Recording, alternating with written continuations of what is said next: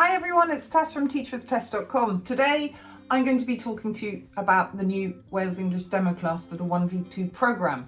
It's brand new, hot off the press, as from the 2nd of April. If you apply to Wales, this is what you need to be prepping for. So my previous demo class on my family from 9 months ago is no longer relevant. Of course, don't forget to subscribe and like the video if you find it helpful, because on this channel you'll find out everything you need to know about Wales English, working online and from home. So without further ado, let me tell you a bit more about this new demo class.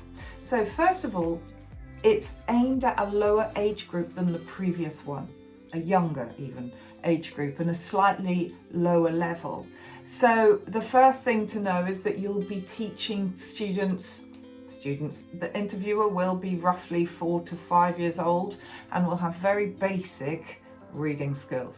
The reason that they're changing this now is A, my family has been around for a while, and B, they have just launched their new English starter course. Now this is the new course which has been launched to great fanfare in China for beginner learners and very young learners. So we're talking sort of 3-year-olds and to 7, and they have almost no English or a very, very small amount of basic English expressions. So they've launched this course. Again, this was launched in March 2021 and has apparently had huge success already, and they are really actively looking for teachers who can teach this level. So this demo class is far more, it's far more geared towards those slightly lower level learners. Now, if you are interested in teaching lower level learners, if you've got primary school, kindergarten experience, that's great. They want to see people who can teach online and engage young learners. Hence the need for TPR and props in this demo class. I cannot stress that enough. So I wanted to just take you through a short walkthrough of this new class to help you prepare for your interview. And of course, I'll be talking about the sort of things that Wales are looking for. Now, if you stay till the end of the video, I'm going to tell you exactly how to nail this class. So let's get straight into this new demo class, which I'm looking at on my screen here. I might be looking at it from time to time to make sure I don't miss anything. It's, as I said, brand new, came out this week. I can't show you the slides as I do this walkthrough because for copyright reasons, I don't do that. I'm not allowed to do that. However, if you're one of my referrals, you have access to a page on my website which has got all the slides and me giving a blow-by-blow walkthrough with the slides. Get in contact with me if you want to apply.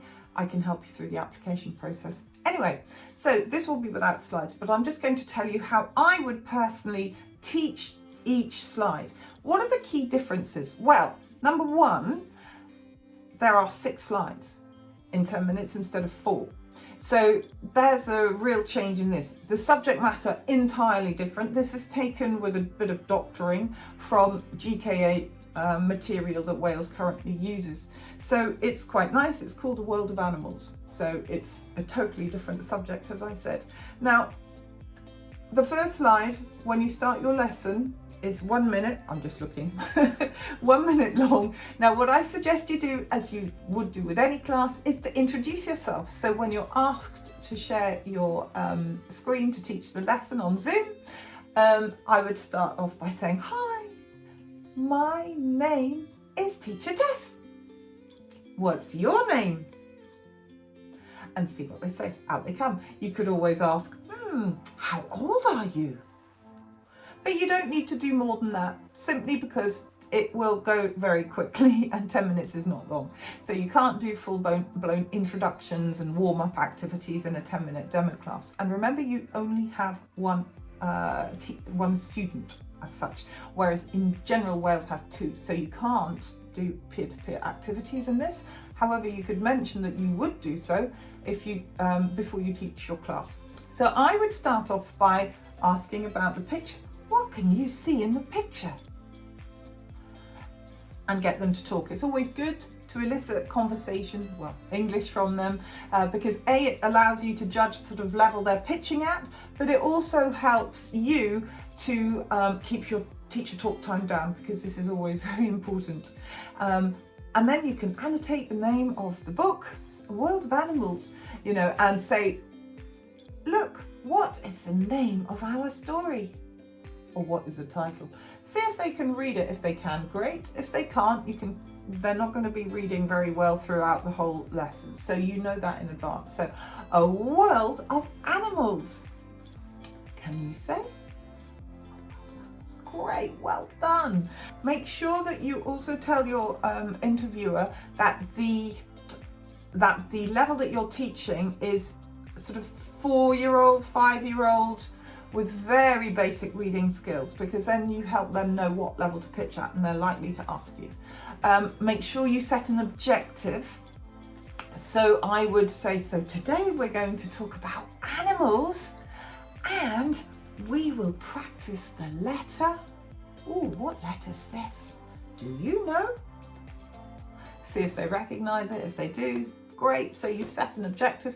So let's see what we're going to learn today. And you go, sorry, I'm moving my slide on. There we go.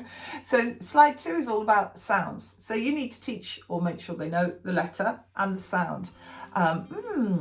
What is it?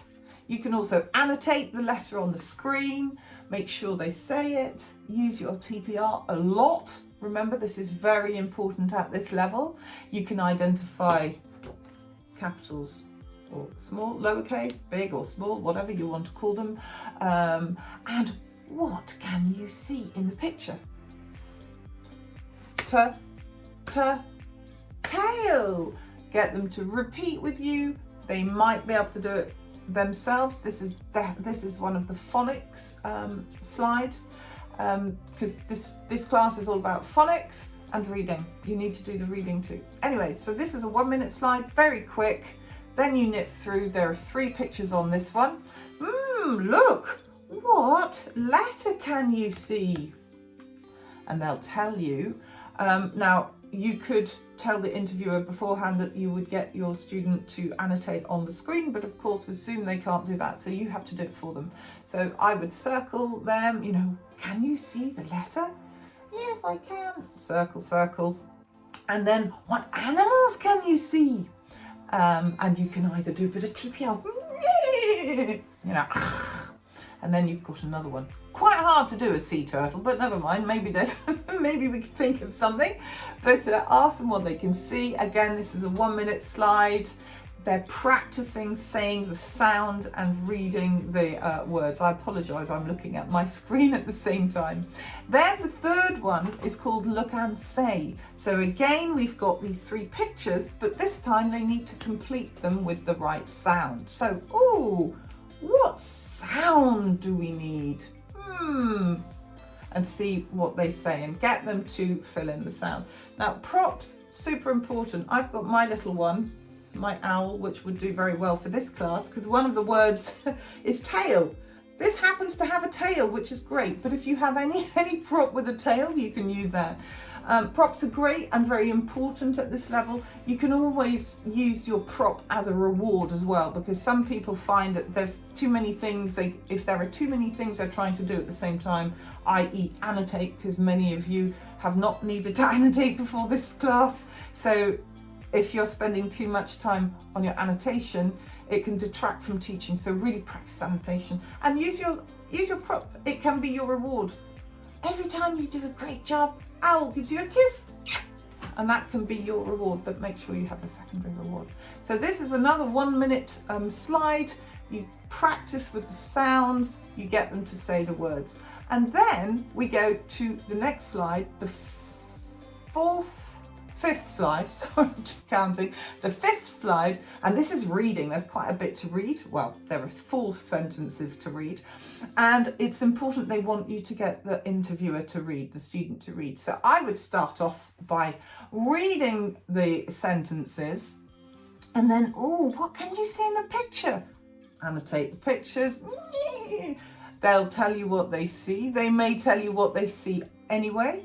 Personally, you can, I would almost ask what they see in the picture before you start reading, just because it's nice to give them context, see what they can pick up. There are 2 words in those pictures. You could circle them, see if they can read them. They should be able to, because they've learned it in the previous slide. And then you're supposed to model the reading and get the student to read with you, or the interviewer to read with you. And then make sure you've got a very simple extension question. Ooh, what's your favourite animal, for instance? And ask them. Or maybe, do you like zebras? And they can tell you about zebras, and you know, you're always asking them, always eliciting their English. So your questioning should be very, very simple, concise. It's more important than ever to get rid of all the incidental language for this level. Lots of TPR and props, very important. And then you can ask about colour, you know, what other animals have a tail. And I've got these little animals, I went and picked them up from a second-hand shop, got a load of animals for £5. So, you know, you can use props to show them. Where are you? Here's camera. You know, use those to illustrate body parts on the animal, and get them to do that. Then you go to the sixth. Here we go. The 6th slide, and it's very much the same sort of thing. You've got 2 completely different animals, 2 different body parts, lots of TPR. Can you guess what body part we're talking about? A head. So, you know, you can, if you're using ManyCam, which I do, you can always bring up one of the face masks. You have both these animals as face masks on ManyCam, so that could be quite fun, because of course you want to be dynamic and fun for these younger level learners. So what can you see in the picture? Lots of TPR. Model the reading. There's a language frame in these two longer slides that you need to get the student to say. So if they are struggling to have it, I would definitely scaffold, because then you're showing your interviewer you know how to scaffold. Ask some questions like, ooh, how many heads does a tiger have? Or an owl have, or an elephant have, or whatever. Something that will make them laugh and make them use their English again. So they also have a connection question. So what else is alike? That's quite a hard concept, the word alike. So the same or different. This is one TPR. What is the same? What's different? And you could either have 2 animals that are same. I've got two tigers. The tigers are the same, and then different, and you could model that sort of thing to make sure they understand that word. So that's basically the demo class. What I suggest is to make sure that you always conclude your lesson, assuming you've got time to do so, and tell them what you've covered. So today we've learnt, what's this word? What's this? What's this? You know, and get them to say the word head, or just sort of review some of the later. What letter did we learn today? Good, that sort of thing. And then of course you end by saying, thank you. I hope to see you at Wales soon. Bye-bye. Something like that, just so you conclude the lesson. Now, for those of you who are still here, thank you for watching. I'm going to tell you exactly what Wales is looking for in this demo class, okay? What they're looking for is really good TPR. Now, TPR was important before, but now it's essential. So if you are not confident in using TPR, go off and find out about it. I've got a video that I've made which will help you understand how to use it better. The second thing they want is props. Again, these can help and are essential at lower levels, and they want to see that you can use them confidently and easily in a lesson. So TPR, props. The other thing is energy. When you're teaching this level, it's important to be maybe slightly more dynamic than you need to be with the older levels. So the previous demo class was for a higher level learner, slightly older learner. Energy was not quite as important. The other thing you need to do is to keep your questioning very simple. Remember that they are low level learners, and if you're talking too fast and you're using complex language or slightly too complicated, they're not likely to understand. So teacher talk time right down here, student talk time up here, and to do that, it's all about being concise and using TPR. Can you read? It's quite straightforward. Modelling, you know, your tail, props, all of these sort of things will help you keep your teacher talk time down. The other thing, you know, you can use is, as I said, make flashcards. Do not go out and buy anything. Really important, don't do that. Go and raid your kids' cupboards if you have kids, or go to the local charity shop and see if they've got some animals. Make sure your sound is clear. That's so important. And the lighting is good.